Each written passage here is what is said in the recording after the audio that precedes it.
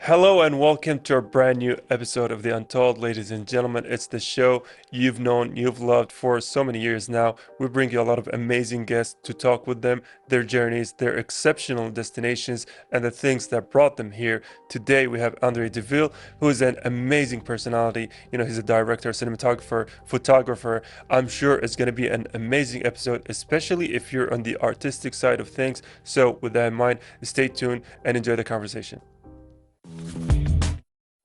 And we're back, ladies and gentlemen, here on the Untold from the break. We do want to welcome you, Deville, for being our guest here tonight on the Untold. Thank you very much. Thank you. Now, here it's customary that we always like to go back to the starting point. So, can you tell us a little bit more about how you were, as a kid growing up, especially if you come from Malawi? Malawi is a small country in the southern part of Africa, which is Southeast Africa. And it's not really a developed country, so everything that you are trying to do, it has to be a little bit skeptical, or you have to go with the flow with what everybody else is doing. So I grew up in a background of my my father was always traveling, and my mother also was always traveling, and I grew up with my grandmother. So my grandmother was she was sort of a designer, like way back when she was young. So I took off that, and yeah, I started pursuing that dream. So I was mainly into doing fashion designing Oh, mashallah. until I was in uni. Yeah. Oh, mashallah. And then, but you also, speaking of uni, you Yes. studied electrical and electronics engineering, Yes. but also left that. So can you tell us about, your maybe your emotions or your feelings when you were studying there, and then the choices that made you, leave those kind of, studies? So apparently my uncles and my grandfathers, like in my father's side, they were all like engineers, mostly uh, what do we call this? Not mechanical. There is the other one that is industrial and stuff. And The electrical, no, electronics. I did electrical, and my grandfathers, they did the one with the construction. Mm. Yeah, the construction part of the engineering. So the root of the family was like everybody should become an engineer, but it wasn't something that I was really focused into. But it was something that like a family has a path for you already. But I wasn't really into that. Like I'm scared of electricity. And I studied that with all my thesis as well. It was like going into power plants and other things, and it was really scary for me, but I could manage to do it, but it wasn't really my thing. Yeah. So um, growing up, I was like, no, I might pursue this, or maybe I might not pursue this, but when I'm growing, things might change and I'll see where my path takes me to. So that's the reason why I kind of like dropped out of engineering. Yeah. And I feel like, that kind of message is going to resonate with a lot of viewers, right? So Mhm. many, I would say kids growing up, they feel the pressure of trying to follow, trying to chase the previous generations, trying to, you know, replicate their path, go through the same kind of roads that they went to. Yes, it's something like a generational thing, and you know how families always feel comfortable to have you in a certain space. Like it's more of like a premeditated thing. They want you to be safe, so they have your whole career in a certain way. But I don't think it's something that you should put your child into, or unless they don't know what they want to do with their lives. So I think the question is, what do you want to do with your life? And then you move forward from that. If they are not really focusing in their life, maybe you can take them into that path. Maybe it might work or something. It is. And, Yeah. this reminded me of when I was a kid, my parents always wanted me to be either a doctor or a lawyer. Yes. And then, but like you, I didn't have any interest in those two professions, and Mm-hmm. mostly because I was too lazy in school. you know. Yeah. But secondly, is just I couldn't see myself as being either one of those. Yeah. So, just to go back to your point, I think it's really important that before you go to the stage where students have to make those kind of decisions, I think, you know, there's a lot of responsibility from the grown-ups to sit with the children, tell them about Exactly. the future, tell them about careers, tell them about what's good, what's not, but don't force something on them. Exactly. Because like it was just a waste of money. Like they took me all the way from primary school to college just for me to drop out. That's a lot of money. It is. You see? It is. Well, at least, you know, now, you know, we have the luxury of hindsight. We can say Yes. we've made the right choices. Yeah. Exactly. And speaking about the choices, in 2015, you Yes. moved here to Kuwait, you know. Yes. So can you tell us, you know, about your, I would say, decision to come here and then the feeling of culture shock that I'd imagine you kind of had? So what happened was it was around the same time I dropped out in 2014. So I was just staying at home from 2014 to 2015 because that time I was a little bit focusing on the fashion designing. I was making a lot of cash from fashion designing, so I thought I had it all. So I decided to drop out to pursue fashion designing, but at that time in Africa there was not really fashion designers. The culture was not there, so people would call you names and other things.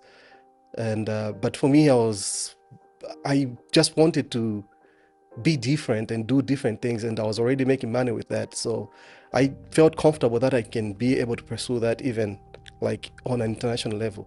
So when I was told that I should focus on school, the interest of me going to school became less. So when I went to school, I was just thinking about fashion designing. And then that's when I decided to just drop out. But when I dropped out, nobody knew that I dropped out. I was going to school, but I wasn't going to classes. I was just doing my fashion designing until my parents realized that I dropped out.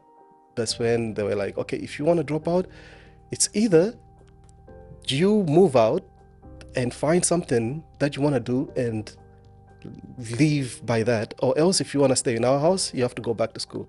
So I decided to move out. And me moving out, it wasn't like moving out to another house or something. It was moving out, like literally leaving the country and going to a different country. So when I came here in 2015, I wasn't really coming to stay. I came here for like a breather to just show my parents that I can be able to stay away from them and sustain my own life, which turned out to now 11 years here. MashaAllah. Yeah.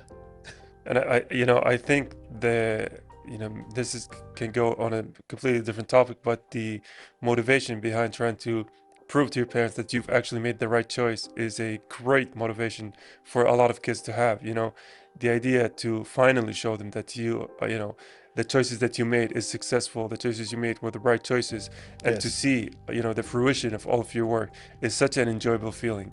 Yes, I can agree with that. And it's not something that anybody can be able to do. It takes discipline It is. to pursue that, to do that, and to have an idea of doing that and actually doing it. It takes discipline to achieve It is. that kind of thing, because you might get lost in the way or something might happen to you. It is. Yeah. And speaking about something that's happening to you, Yes. now you've spent I would say the first part here of our conversation talking about the fashion thing, Yes. but for the audiences who have stayed tuned through the introduction, Yes. they're gonna know that, you know, you're here because it's photography, filmmaking, Yes. you know, cinematography. So, you know, when you first, you know, discovered your love for taking photography, your love for taking these photos, Yes. you know, you're always carrying your phone with you, taking pictures, you know, how did that thing turn into, oh, this is something I want to do, this is something I'm good at? So this happened in 2000 and I came here in 2015. 2 years later, that happened 2 years later. So where I was working, I was surrounded by like electronics. So I've always been fascinated. When I was even doing fashion designing, I was always fascinated with photography, but I didn't want to pursue it. I just wanted like to take pictures of my things, but then I wanted to take the pictures in a certain way. So when I came here, when I was around electronic equipment, I was like, okay, what if I get a camera and start doing maybe fashion photography? And then from there, maybe I can bring back my fashion background into everything. And then that took me into buying the camera and going to the streets and start taking pictures of Kuwait, which wasn't really planned. I was just testing out like the camera and how to take pictures, because at that time I didn't have a subject to take pictures of. So I had to go outside. And mashallah, I know I'm a little bit biased here, but taking pictures of Kuwait is always a tremendously enjoyable ride. Yes. I mean, we are going to dig a little bit more into that, but we're going to take a very quick break. After the break, we're going to continue the conversation. And we're back, ladies and gentlemen, from that quick break. Now, Andre, I do want to ask you about something, because Yes. before the break, you mentioned taking pictures here while locally in Kuwait. Yes. That goes along with your, I would say, trademark walks through Kuwait, through the streets of Kuwait. So can you tell us a little bit more about, what made you take those walks and what you're feeling during those walks? And, do you still do those walks even after all these years? So I love location scouting. And when I came to Kuwait, I wanted to understand the culture, and I wanted to understand how people move in Kuwait, and how mostly like the people who are living in Kuwait, what kind of life they live, and the art, like the street art, if they have street art. I just wanted to see what Kuwait offers. Like, I didn't know anything about Kuwait, because usually when I was working in the other job, it was just going to work and going home, going to work and going home. So for me, buying a camera just gave me an excuse of going out, because here is also hot. So it's not like every time you find time to be moving around. Yeah. So I used to go to places like Mubarakia. I didn't even know that Mubarakia was a thing. I was just like moving around. And from there, people started telling me that I should go into the market. Oh, mashallah. There is interesting The things that Mubarakia happen. market. Yes. Yeah. That's where I saw like the culture. Like, there is different people, and most people there, they're open to taking pictures with them and just like taking pictures. So that was something that kept me going to keep on going out and shoot. It is. Yeah. And honestly, the thing I love about Mubarakia is that, outside of the food, it always has this level of, I would say, friendliness and, Yes. the level of, I say, community, for Yeah. a lot of people. Because here in Kuwait, you grew up, you with a lot of large families, a lot of large friends. You go to each other's houses, and with all of these big malls and everything, you're kind of losing some of that. But with Mbarkia, you go there, you're sitting right next to the other family, you're Yeah. hearing their conversations, you're hearing these people talk. It's always, a great experience, and it's always a very tremendous, showcase for how the culture here in Kuwait. Now, when it comes to, I would say, the understanding of people, understanding of culture. Just Yes. go back to one of the points you did mention. It reminded me of something Anthony Bourdain said. And, people who watch the show are going to be bored of how many times I bring Anthony Bourdain. But he said, one of the better ways to, understand a place, is go to whichever is highest rated restaurant in the place, Yes. and then ask the people, which restaurant should I go to? And then go to that restaurant instead of this one. Yes. So the meaning behind that is to mix yourself with the locals, mix yourself with the people to understand it. And I think Yes. this is what you were trying to say by going to the Mbarkia, going to these, streets, going through a lot of these, Yes. places. Now, rant aside, for when it comes to, filming something, when it comes to photography, when it comes to shooting something, a lot of people think that they need, these film schools, these lessons, these coaches, these understanding of rules, Yes. formations, how they composition, guidelines. Do you think all that is necessary, or someone just, picks up a camera and just go take whatever you're feeling? So I'll always say that school is important, but when it comes to photography or filmmaking, I feel like it has to start with you. It has to come from your heart, because anybody can pick a camera, but you having an eye for photography, it's a very different thing. It's not like everybody has an eye for photography. You can know how to use shutter speed an aperture and an ISO and go out and take a picture. But if you don't have an eye for it, it's a different story. Yeah. So for me, I feel like going to school to learn filmmaking and photography, it doesn't really define you as a photographer or a filmmaker.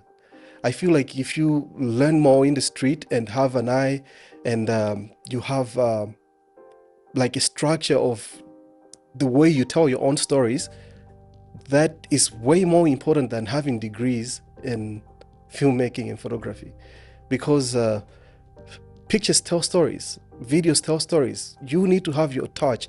When somebody look at your picture, they need to know that this picture was taken by this person, or this video was taken by this person just by looking at it. It builds a style in a person which is very difficult and personal to achieve. It is. Yeah. So school right now, I feel like you get in the field first, and then when you feel like you need to have a paper for this kind of job, then you can go get a degree for it and pursue something else. The other side of the equation between not, getting lessons, getting everything is that if you are your own, I would say, judge or critic, you Yes. never know when you're, ready, when you're completely, learned everything there is to the craft. So when it comes to you, Andre, personally, how do you feel like, oh, I'm ready for this kind of filmmaking. I'm ready now. I'm experienced in this. I'm experienced in that. Like, Yes. what is the criteria and judgment for yourself on yourself?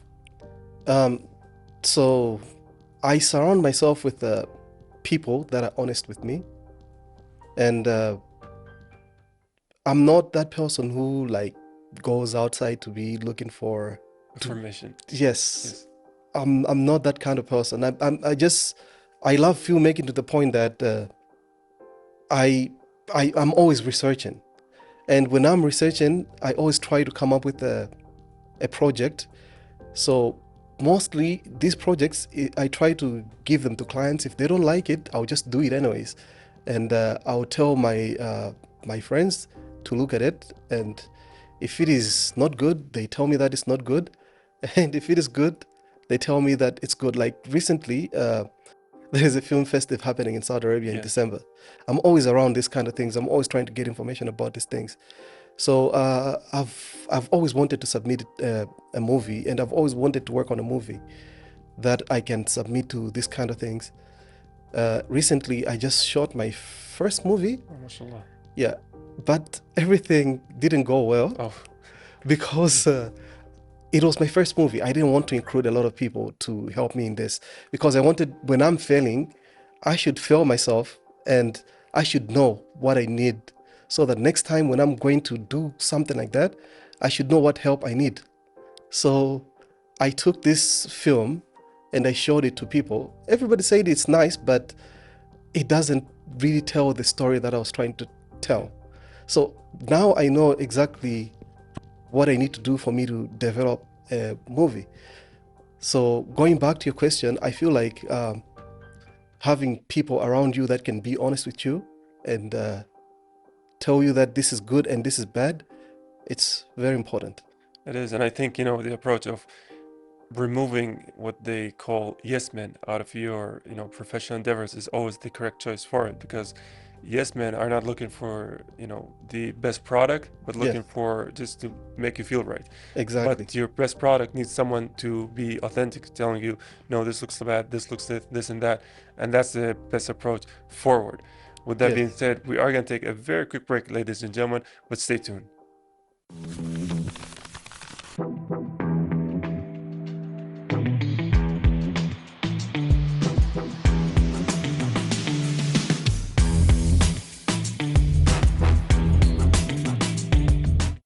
And we're back, ladies and gentlemen, with Andre Deville. Now, we did go through a little bit of your experience making your first short movie. Yes. Now, when it comes to getting this thing off the ground, Yes. what do you say are something you found a little bit difficult, but managed over time? So, what is difficult, and I'll try to find it. Okay. So, finding actors in Kuwait, it's very hard, because Kuwait is not really open to like self-funded movies or Yes. short films. It's mostly TV shows. Yes, it's usually TV shows, and it's very hard like there is no market for this kind of thing. So in that way, it's so hard for you to find actors or writers or people that you can collaborate with in this kind of industry. But then I feel like if there is more people that are doing this kind of things, you can create your own community and work towards this. And there is a lot of people that are looking for new things to watch. It's not always about Instagram and TikTok, Yes. you know? And Yeah. mashallah, we've had several people here who are, into short movie making here in Kuwait. Yes. And honestly, if we could bring you all together in one room, I'm sure you're all going to be, because honestly, the one thing you all share, in common is that finding the people here Yes. locally is one of the hardest parts. When it comes to actors, when it comes to the staff, when it comes to this networking for these kind Yes. of things is extremely difficult. It's very difficult. I don't even understand why people should just be open to this kind of things, because uh, it helps you to become like self-aware of things that you can achieve. It is. Like, it's not easy to act, but it can be easy if you practice. Right. And a lot of people, they want to be on camera, but they don't want to be on camera at the same time because of the culture here in Kuwait, so they would love to be on camera, but they wouldn't love to be like the main attention, or Yeah. if you put it somewhere, they wouldn't love to be watched acting, so which I always find it difficult on people. Even when I'm asking, I usually ask a few of my friends to be to actually act in the movie that I was doing. But then the problem also here, permits, it's hard to get permits, and timing on shooting, it just gets too Yeah. complicated. So yeah. Yeah. And I think honestly, this just goes back to why Kuwait is so focused on TV shows. The Yes. culture, everything. All of us are accustomed to, Ramadan shows, TV Exactly. shows growing up. So the approach to movies, short movies, feels very, I would say, foreign to us here. Yes. Yeah. It's kind of strange. Yeah, and I think that's where the root of the problem is. So if you actually go into the TV side of things, Hmm. networking is so much easier. Finding people, finding actors, finding everything just becomes so much more accessible. But just Yes. because that landscape is already more established here. But there is drama in Kuwait. Yes. There is drama. People go watch drama. Yeah. They should be able to watch movies as well, like short movies and stuff. Honestly, I don't know why people, watch TV shows more than movies and short movies, because for me it's the opposite side. I don't like watching TV shows because they are so much time consuming. So I just Yes. watch a movie because it's, an hour or two and ends. Or Yeah. a short movie is 10 minutes or 15 minutes. It's But done. just, the culture Yeah. here is different. Now, when it comes to photography, it tells a story. Yes. There's always a story and narrative within every photo you're taking. Now, of Yes. course, those kind of stories are up for interpretation, whoever watching. But Yeah. when it comes to actually making this short movie, with a story that's written, Mhm. have you found, there are some similarities in the way you, expose that story? So photography and filmmaking, it's a little bit it's sort of the same but different, because photography is more of the moment, and then filmmaking is more of the timing of the moment.